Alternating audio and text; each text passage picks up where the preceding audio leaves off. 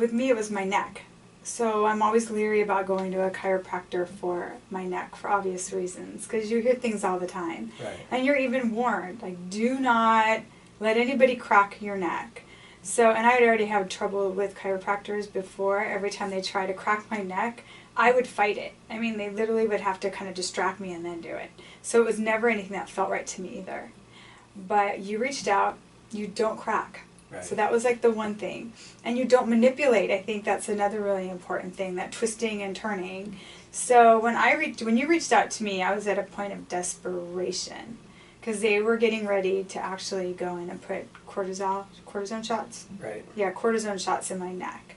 And it was so delicate that they're actually putting me in a surgical room, because they wanted like all the high tech, very, very large like glasses so they could see what was going on. Sure. Yeah, so they wanted me in a surgical room in a hospital, and that putting tons of needles into my neck, and that to me screamed no. Just like every part of me was no, but I was in so much pain.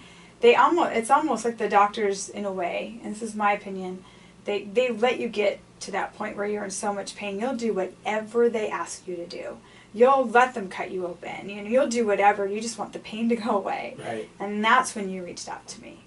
So yeah, I'm sorry that you went all through that, but can you speak about what you'd been through up until that point? Like, I know you were like right at the edge of getting a surgical procedure, because that is, people, I'm getting injections, it's not really surgery, but that's how it's billed out. That is a surgery. They wanted to put you in an operating room. They were going to do it in a surgical setting. So that's like the first level of surgery. So you didn't want that, but what had you been through up until then? I know that you've been suffering for months at that point. I'm over a year and a half. You've been suffering for a year. It was like a year and 2 months. Right. Or was it? Yeah, about a year and 2 months. Maybe even 9 months. That I was really suffering to the point where, I would get in my car to drive to go to work, and I'd have tears coming out of my eyes because of pain, for no other reason. And to just go a little bit farther, I knew those shots were the precursor of surgery, by the way. And I didn't want surgery either. So that was a real big deal for me. So now let's go back. And my first doctor, I don't even know what he shot. I kept telling him I wasn't getting better, and all he would tell me is, well, you should be. I'm like, well, my memory is not coming back. Right. Well, it should be coming back. I'm like, well, that's great, but it's not coming back. Okay, so that's a whole nother thing. We're not just talking about neck pain. No. You had post-concussion syndrome. You were concussed, and it's. But did you hit your head, or did you not hit your head? I snapped my neck. Right. So I didn't hit anything. Right. But that's even worse. My neck snapped straight down and out, straight down and up. I could actually, I can hear that snap still today, but I didn't really know where that was coming from when the accident happened. Because accidents are very noisy. If anyone's been in one, if you've been rear-ended and it's a strong accident, it's very loud. Yeah. I thought the building across the street was blown up. I had no idea what happened. So there's no screech marks, nothing. So then that snap in my neck was just one part of it. And when you're going through the trauma and right after the accident, you don't even remember a few things that actually happened in the accident till later. So I snapped straight back and up. But you asked me the other things that came with it. Right. Right, the other things that came with it were not only memory, but parts of your personality are not the same. Right. For me to sit down and just do my monthly bills, you might have been sitting me down to try to figure out like the next, but I would sit down and I couldn't balance the budget of our country, right? That's what it felt like to me, though. It felt that large. Like I would literally sit down to do bills and I would start sweating. I would have anxiety attacks. I couldn't focus to do that. I was, my close interpersonal relationships were the people that loved me stuck by me, but I had people around me that were just like, what is wrong with you? Right. Why is your personality changed? Like, is this, like, who are you becoming? They didn't really realize that wasn't who I was becoming. That's what was actually a symptom of the accident and the injury. So there's just so much more. There's psychological, there's emotional, and there's physical pain. Sure. It's not just one. Yeah. Mm-hmm. So, all right, you get in substantial car accident, whiplash, Mm-hmm. all the symptoms of concussion, Mm-hmm. even though you didn't hit your head, which is actually kind of common in serious whiplash injury. Same mechanism, it's just that one you actually contact your head and one you don't, Mm-hmm. but the same problem happens. For about a year, you're treated by a handful of doctors. They're prepping you for surgery, and that's when I got involved because I saw it. I mean, I see this all the time Mm-hmm. with people who don't want to, first of all, don't want to admit that they're injured. I'm an athlete. Yeah, I don't get injured. I'm so strong that I'm going to be fine in a couple of days.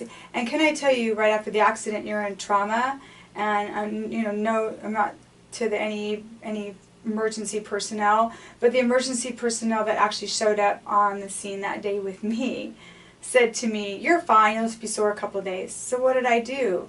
I listened to what he said. Of course. I didn't get an ambulance. They're used to, coming where people are like decapitated and Right. limbs are severed. So that's their definition of an emergency. I Mhm. get that. Me too. But for them to say you're fine is not Yeah. okay either. No. So yeah, I get that. All too often people are in that accident and the first point of authority they see says, "Oh, you're fine." Mm-hmm. So you want to believe that. You want to believe that anyway. And then you go about your business and all of a sudden you realize, maybe I'm not so fine. And that's the big thing that I run into with patients who, I think I'm okay. I don't really. Mhm. And then they say that to the insurance company when they're say, I've been in an accident, but I'm not really hurt, because they don't want to believe that they are, first of all. Second of all, like you said, you're in shock. Mm-hmm. And third of all, authority figures have already told you that you're fine. Even if you go to the emergency room, again, they're used to dealing with gunshots and severed limbs and broken bones. And if you're not bleeding out 3 different holes in your body, then they're not that excited about it. So that happens, and all of a sudden a week goes by and you realize, hey, I'm getting worse. I'm not getting better. I'm getting worse. Unfortunately, the damage is done, both from the legal point of view, because you have authority figures on record saying, oh, this is nothing. Secondly, you've told your insurance company that, I think I'm okay, because you believed it at the time. And third of all, you weren't evaluated by somebody who knows the difference. Now, I was smart. I didn't say anything to the insurance company. Oh, good. I just didn't say anything to anybody. After a week and a half, which I don't know if it was just, it worked out this way, the delays, but we did not contact each other for a week and a half after. Like, I contacted my insurance company, and I told them, and told my agent that I was in the accident, that I was in a lot of pain. Right. And even he said, don't do anything. Give yourself about a week or so and see what happens. So, worst advice. That is absolutely the worst advice. On so many different levels. One is it screws up the legal parameters of your case. But let's not talk about that for a moment, because that's complicated and that's not what this is really about. But really, when you're injured, you wouldn't break a leg and say that, I'm going to wait a week just to see how this goes. Exactly. You wouldn't have arterial blood spurting out of your body and say, I'm going to wait a week and just see how this goes. But people think when it's a soft tissue injury, and by the way, the brain is soft tissue. Yeah. Your entire nerve system is soft tissue. Yes. It runs everything in your body. So when I hear the word, oh, it's just soft tissue, well, wait a second. My heart is soft tissue. My brain is hard. You get excited if your heart stops beating. That's a soft tissue injury. Right. But when it's a car accident, there's all these stigmas that are associated with that. Oh, I'm not the suing type. Oh, I don't want anything to go on my insurance. Like, there's all this weirdness attached to being hurt, which is what you're paying those people for in the first place. When you pay out the insurance, it's so that you're taken care of properly, and instead you get all this misinformation and you're injured, maybe even concussed. You know, your brain isn't quite working right, and people are telling you, oh, everything's fine. Well, I had to demand a CT scan and MRI. Because they just kept saying to me, oh, you're going to be fine. Like, why? The doctor was almost asking me, like, why aren't you getting better? And I'm like, I don't know. That's your job to tell me. I don't know why I'm not getting better. I'm not getting better.